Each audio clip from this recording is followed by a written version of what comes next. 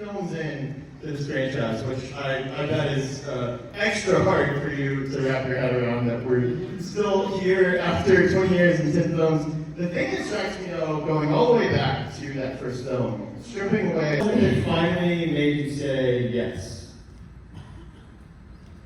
Well, I was at a low point in life, and I read the script and I was like, I just can't live that out right now. It'll be the thing that ends me, ironically. But then, yeah, I was just going through a rough time. And, but then I came in and saw the short. Yeah. Because my manager was working with Mark and Oren, and then he said, James has a crush on you. Had a crush on you, and I was like, and then I saw the short, and I was like, holy fuck. Sorry for the children in the room. I mean, it is a soft panel. There's kids. And they're already fucked up. Yeah, right. I looked at Lee's performance, and I was like, I could do better. So it was a very brief, I just don't think I have this in me right now. You were actually sick that day, remember? When we filmed, when yeah. you started seeing, you were like really sick with the flu. Yeah, I was pretty sick in the old porno building that we filmed in. The best thing Lazy Street Studios. Yeah. The best thing about going back and watching that first film, and I watched it very recently in prep for this panel, is you can really tell you guys are making the most out of that building. It serves as everything. It is the apartment, it is a police station, it is a parking garage. Yeah, really creative with that building. Yeah.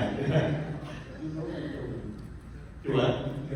Yeah. I mean, it just shows the ingenuity of what you guys are doing. I mean, it was. I remember I went back there years later, like about, I would say.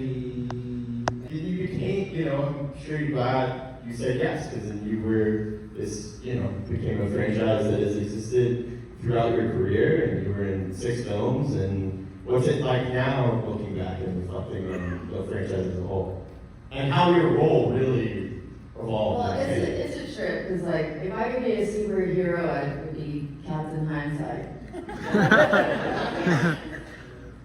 You can't, and I try to remember that every day that goes by when things look like, how could this possibly be what's supposed to be happening? But I heard everything and everyone is exactly where we're supposed to be right now. Everyone's right on time, and some days I'm like, yeah, and some days I'm like, it does not seem like this is the plan, But when I look back at this franchise, it's like, I look out at all of you guys, and it's like there's a thread through all of us, that connects us all. And I go back to, I'll never forget, every time, because my kids and I moved out of LA for like 10 years, and we just came back, and so some of them are visit, and they always want to go straight to the In-N-Out at the airport. And every time I hear In-N-Out airport, I remember that day we were there, it was after 1, right? When it was like Randy and Leo was like, yeah, Amanda's gonna do this fucking, great idea. Anyways, I remember that, and then it went, the way it did 2 and 3, and I remember, I don't even know how I came across that book of Bright Red Scream, and it was about, mostly women profile, but, it was about self-harm. And I saw, that was when I really saw, who she is. And people were talking about that back then. I didn't know about it. And all these years later, it's like, now people talk about it, and the characters meant so much. So there's we can all just chill, because everything and everyone is exactly where we're supposed to be, there's a bigger design. And Yeah. It's pretty beautiful, and it's great to be a part of it. And, we have some representation for the good guys here.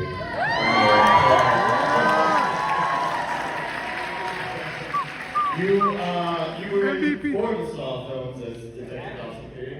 Well, yeah. Likeness was in the fourth. Yeah. Likeness. Yeah, there you go. We'll count it.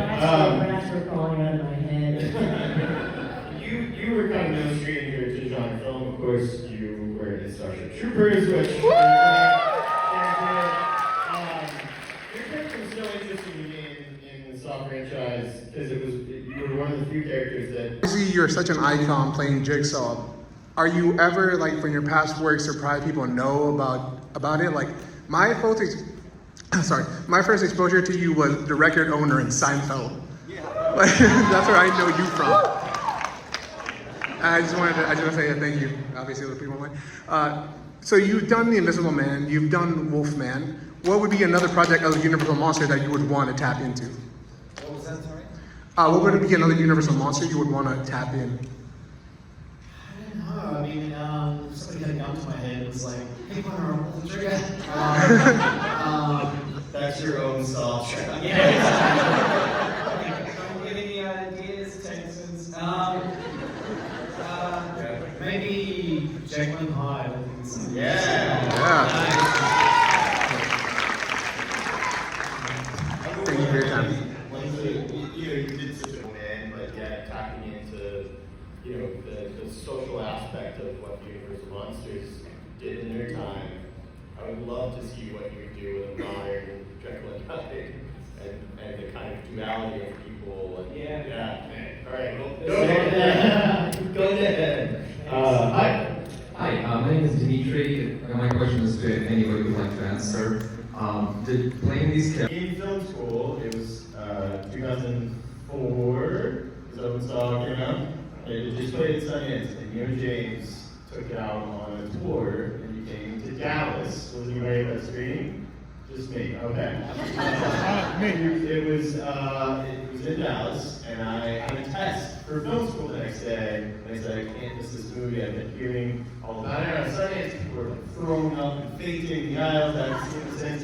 So I came, I studied in line, I came up and I talked to you after the screening. I had my film textbook, and you're like, what is that? I was like, oh, I have a test. And you signed a little Saw card with the severed foot on it to me and said, shouldn't you be studying? Good luck on the test, so you'll know. And here we are together all these years later again. So listen, I'm not to say don't stay in school and don't study.